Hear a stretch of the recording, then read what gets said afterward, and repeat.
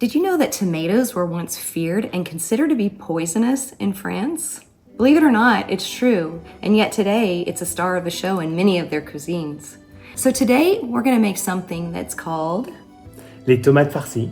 or stuffed tomatoes in English. And these stuffed tomatoes are something that Fabien has been making for me for several years, and the kids absolutely love it.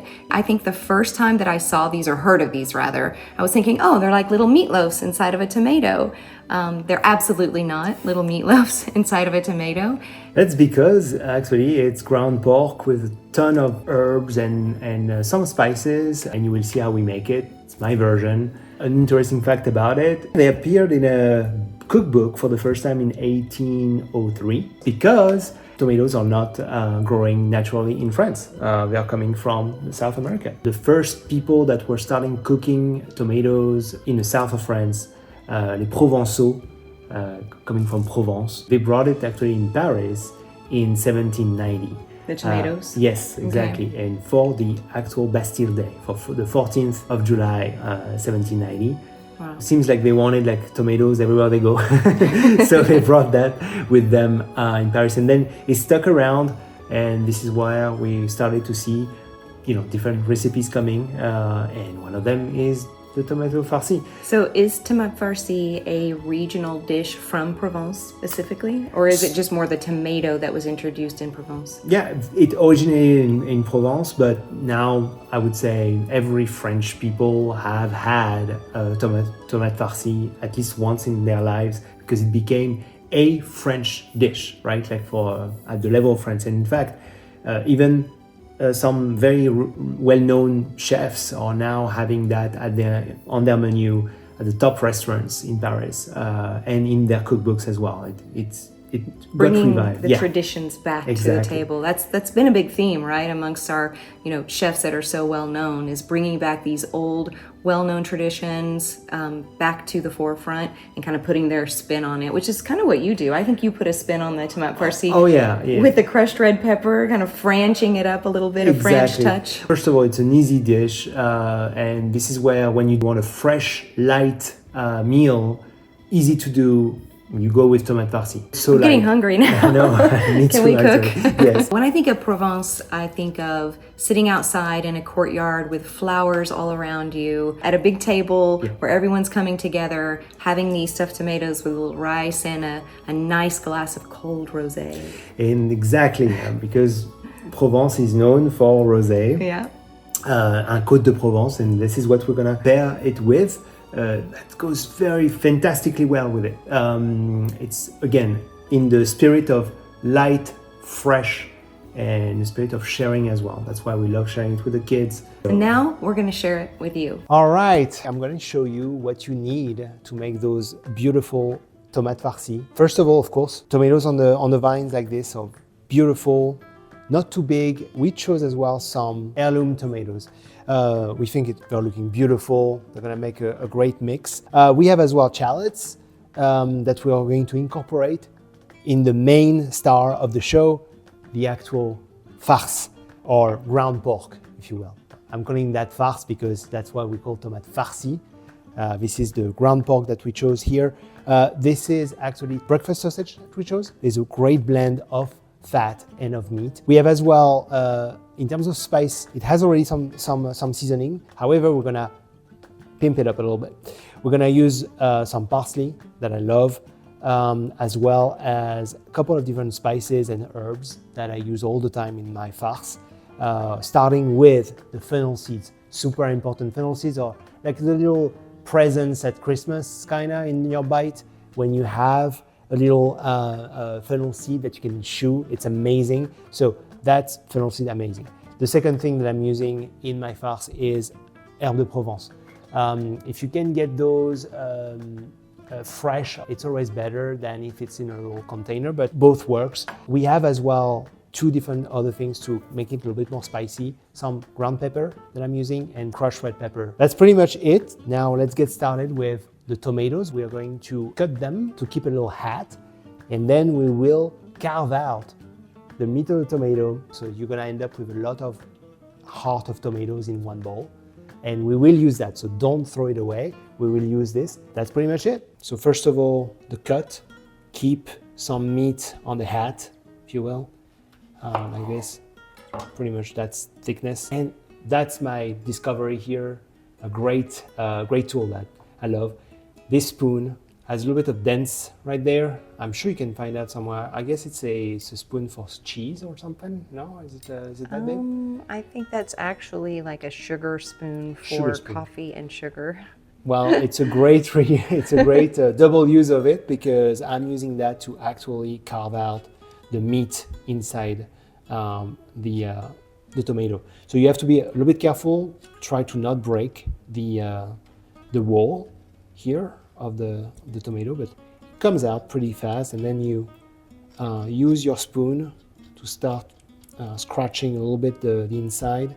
Get as much goodness as possible out. We will reuse that, so it's not a problem at all. And the end result is pretty much this. What I do is usually use a little bit of pinch of salt on it, and then put it upside down like this. The excess of water will drip down while we are doing the other ones. So you're saving the little hats. Why? I saved the little hats because we are going to put those hats back as soon as they are stuffed.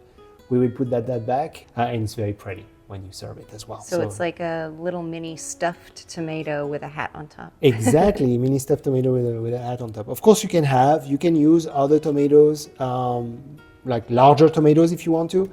I think, babe, we like those because they are more tasty, right? They have a more taste of tomato, if you will. The big ones are more like watery and are missing a little bit of taste. So that's what we prefer those ones. Okay, one question. Yes, babe. What if you lose track of which hat goes on which tomato? That's an excellent question. Well, you owe me $1 million. No. No, don't worry about it, because actually the stuffing is usually taller than the tomato itself. So when you smush the hat on the stuffing, you won't see the difference between one or another, except if you use a cherry tomato for one, and that will be a mini hat, and I'm sure it will be cute as well. So there's no problem. No, there's no rules on this one. So I told you that we will not lose the meat of the tomato. Here you see all our tomatoes there, all the insides, and what I'm gonna do is cut as much as possible the hearts. Don't worry if it's big pieces, because we're going to cook that insides with the tomato. I know my dad is actually using this as a soup, as a material for a soup. You can mix it and do a soup with it. That's a good idea. Yeah, but it's a good idea. I noticed with your parents, they never waste anything. They like. Well, exactly. So while my parents have a great garden, they love gardening. They love using the produce of the season. We love reusing everything as much as we can. So now it's time to put all that in the pan, the final pan that you will use. So I'm gonna start by pouring all that juice in the bottom. That will make my nice bed for the tomatoes that I'm gonna lay there. Up, we're gonna put them in the pan, and keep in mind that we will put in a little bit the stuffing in it.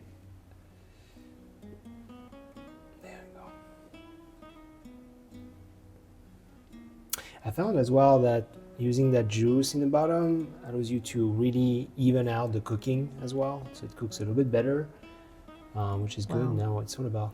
And the fact that it's the most delicious part to me when you add the juice to the rice. Exactly. It is magnificent. See, we don't have any space for more. It's like a little heart tomato. Look at this. Yeah, you might want to take off your jewelry for this part. Huh? Rings.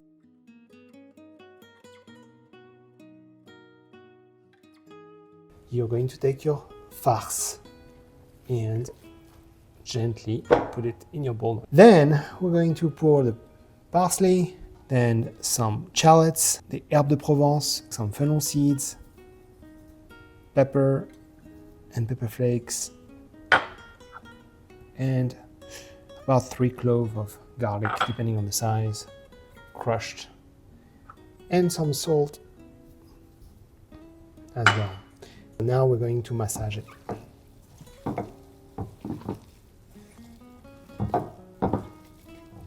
We are going to start making meatballs basically out of this. So the way to do it is to make 2 cups with your hands and being very gentle about it. So for the size of the meatball, sometimes, I mean, you look at your tomatoes that are cut and you check which ones are like a little bit bigger than others, and then you make it accordingly. It smells so good, by the way. I don't know, babe, you smell it? It smells so good already. I can't believe it smells that good when it's not even cooked yet. I know, right? So it's the herbs and it's only promising. I'm already hungry. And we are ready now to stuff the tomatoes. So we're gonna pick the right ones basically and start doing just a little rotation here, and we can, you see, it's coming out, right? And it's totally fine. It doesn't have to fit in perfectly? No, not at all. First of all, when it's gonna cook, it will reduce a little bit, and then of course, no, it's all goodness anyway, right? So all goodness. One other thing that we're gonna do is pairing it with a rosé from Provence. So that's gonna be like a good mix. All right, now we'll put the little hats on top of every single thing with the green one. There. You feel the summer right there, right? So it looks like it's ready to go in the oven. It is, right? And Yeah. do you think it looks good? I think it looks amazing. I cannot wait to eat it. I'm starving. We didn't eat lunch today. No, I'm still starving as well. We are Yeah. starving, for okay, sure. wait. Yes. But you said it didn't matter, so. Oh, well, no. That's terrible. It looks horrible. You do it for Out me. of love.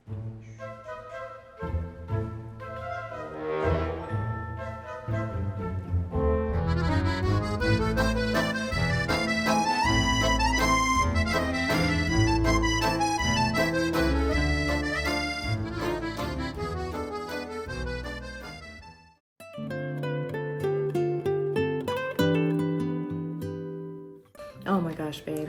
This smells amazing. And look, the heirloom tomatoes turned out so cute. This is the heart tomato. The heart one. I love So it. adorable. Yeah. Looks amazing. Smells so good. Smells so good. Seriously, I wish we could convey to you this aroma that our house is full of right now. The herb de Provence, the sausage smell, the fennel that you put in. The tomatoes have a little bit of an appley aroma. Yeah. It's good. Give it a try. Absolutely.